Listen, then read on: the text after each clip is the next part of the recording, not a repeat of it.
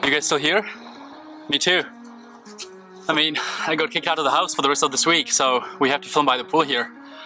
But I want to talk about a vaccine and the markets. What happens to the financial markets when a vaccine shows up? All right, let's do it.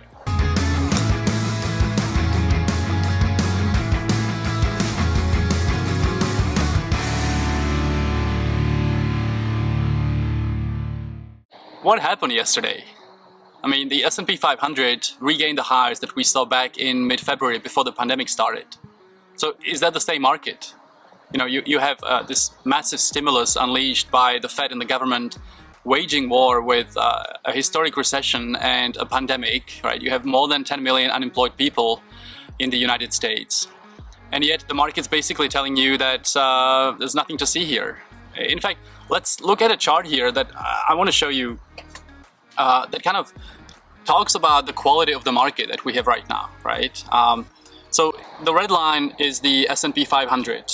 So you see back on the left side of the chart, that's mid-February, that's February 19th, we had the high just short of 3,400. Then obviously the massive sell-off into the end of March, and then a slow recovery over the last 5 months. And on the right side, you see we have basically recovered all the ground that was lost. Now, if you look at that blue line on the right side, that's the percentage of companies in the S&P 500 that are still in a bear market. So bear market being defined as 20% or more of the highs, right? And right now we have 29%, that's close to a third of the 500 largest companies in the US that are still in a bear market. Now, what's interesting is to look back at the beginning of this chart in February when we had the previous highs. And you can barely see that blue line. Back then it was 1.2% of companies. That's only 6 companies out of 500 that were in a bear market territory back then. So the market essentially, is telling us no economic value has been lost due to COVID-19.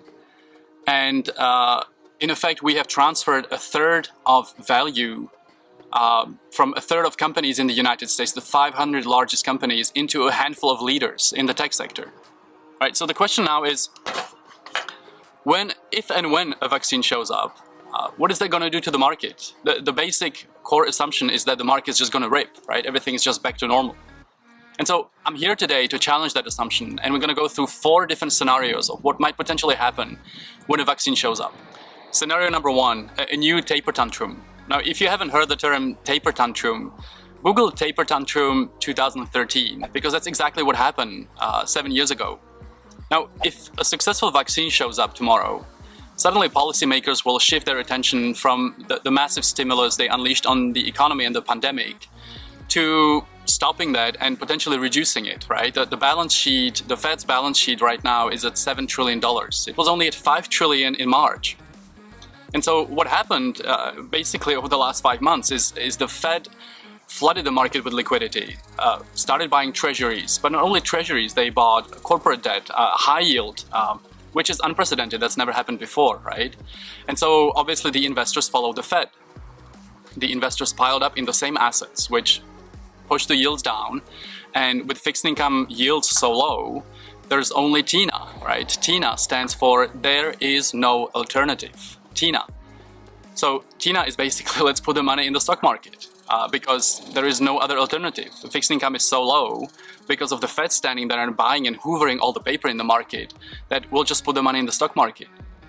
And so back in 2013, after 4 years of stimulus and QE, quantitative easing, that the Fed was doing following the 2008 crisis, they miscommunicated to the market and basically announced that they would start pulling back on this massive stimulus.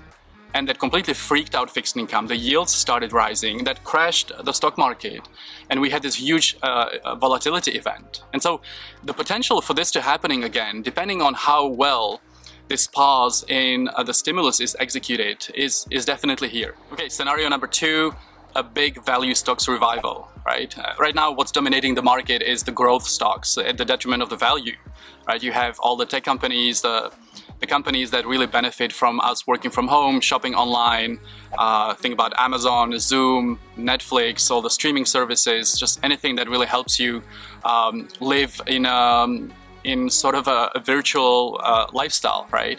And so if a vaccine shows up, suddenly, to believe that these companies like Netflix and Amazon will just continue going to the moon, I think can be questionable, right? So you have to assume that there's going to be some kind of a reversal of the growth companies that right now are trading at really high PE multiples, and a comeback of value. Think about sectors like airlines and consumer discretionary and financial companies. So you want to own into the end of 2020 and into 2021, you want to selectively own some of these companies, because that's really where the potential to double suddenly is gonna appear, right? In fact, a few weeks ago, I produced a video on airlines and the potential for some airlines to double over the next 6 to 12 months. The first link below the video, go and watch it. But the few airlines I really like at this point, for example, SkyWest, which is a regional carrier in the US focused on the domestic operations, they still fly at 60 to 70% capacity right now because they fly for the 4 major carriers, right? Southwest also focused on the domestic operations, or Delta with a balance sheet that's really a fortress. Delta is going to trounce United and American. So you'll have some of these value companies that will stage a major comeback when a vaccine shows up, and you'll have those leaders in the tech sector reverse the gains that we had seen in the last 5 months. Scenario number 3 is everything just keeps going higher, right? And that's the best case scenario for investors and for everybody that's invested in the market right now.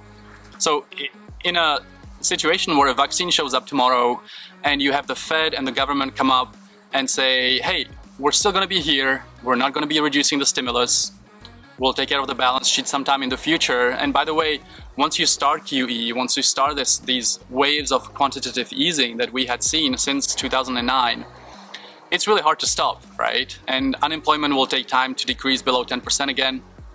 So if we had this kind of communication to the market, then it's likely that a lot of assets will just keep rallying, right? And that's the best case scenario. Finally, scenario number 4, and hopefully the least likely event that's going to happen is kind of a doomsday scenario with a lot of volatility, right? If you look at the last 10 years, we're arguably, before this pandemic started, we're in a late stage cycle where some kind of a recession/crisis was expected, maybe in 2021 or 2022. But effectively over the last 10 years, US equity markets trounced every other equity market in the world, right? Hugely outperformed Europe, Asia. You had huge inflows in US credit markets, US private equity, US venture capital, US bond market, obviously the dollar swelling, right? So could you have a situation where some of this reverses? Of course you could. I mean, especially in a situation where this morning I saw a poll on TV talking about the fact that only 56% of Americans are willing to take a vaccine when a vaccine shows up. So suddenly we could be in a world of really negligible returns, both for the fixed income and the equity markets. In a world where the dollar surrenders its dominance, and suddenly we have an economy with permanently low rates, high deficits, rising inflation, sluggish growth, and a decline in US power and influence, right? And so what's going to be winning, right? That's a situation where gold is performing well, commodities are doing well, and non-US currencies. So suddenly we're in a world where policymakers can't really control the outcomes anymore, right? And we see this happening already with the US dollar. If you look at the US dollar, it lost ground to the euro. It lost 10% against the euro in the last 3 months. Gold is up 30% against the dollar, and Bitcoin is back at $12,000, right? So we're going to be in a world where suddenly it's hard to pull back on all this support for the Fed. And it's basically going to be in a situation where it was in the 80s, which was monetizing government's deficits, because they are suddenly trapped in this whole cycle of supporting the economy, keeping that support to the equity markets, and we'll be in a world where it's just hard to control these outcomes. So look, how do you prepare for this, right? How do you prepare for the next 6 months? If you successfully have been running up this surge in the equity markets over the last 5 months, from the lows in March, you can't really believe that stocks will keep going to the moon, right, into the end of the year. You have to start selectively hedging some of your exposure or taking profits. Yesterday, I bought a put spread on Tesla, not because I hated Tesla, but Tesla is a company I'm a huge fan as a consumer. But at $1,900, when you look at that valuation, given how fast it's run up over the last 3 to 4 months, there isn't enough lithium in the world to produce enough batteries to justify this valuation, right? And the market's going to realize that at some point. And same for the overall market, right? You can start hedging your exposure via puts or put spreads on the SPY if you just hold the general index, or buy calls on the VIX into the election, into November, December, January. You know, assuming that potentially the vaccine is going to be delayed, there's going to be some setbacks in the testing, and you might have an election that's disputed, right? Which is again going to cause a lot of volatility to the market. Anyway, that's it for the 4 scenarios of what potentially might happen over the next few months as a vaccine shows up. I really pray that it shows up. I'm going to be doing happy dance around this pool here with everybody else around, and the 56% of Americans that will hopefully take the vaccine, as we've seen in the polls. Thanks for listening, and hit the like button below if you enjoyed this conversation. Subscribe to the channel so you don't miss the future updates, and I'll see you in a few days again.